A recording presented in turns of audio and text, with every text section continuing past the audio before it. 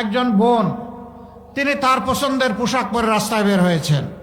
সাংবাদিক বন্ধু জিজ্ঞেস করেছে, আপনি আগামীর বাংলাদেশে সরকার হিসাবে কারে দেখতে চান?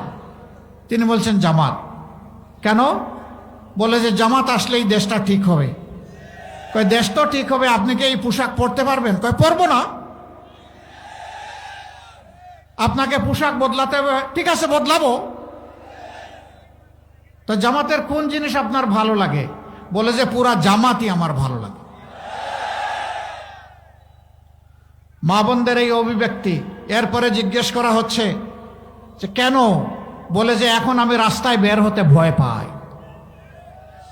আমি বিশ্বাস করি তারা যদি ক্ষমতায় আসে তাহলে আমাকে আর ভয় পেতে হবে না। হে আল্লাহ, এই যে আমাদের মায়েদের আস্থা, তুমি আমাদেরকে শক্তি দাও, আমরা যাতে এই আস্থার প্রতিদান দিতে পারি। আমরা যাতে মদিনার আদলে এমন একটি শান্তি সাম্যের সমাজ এই জাতিকে উপহার দিতে পারি।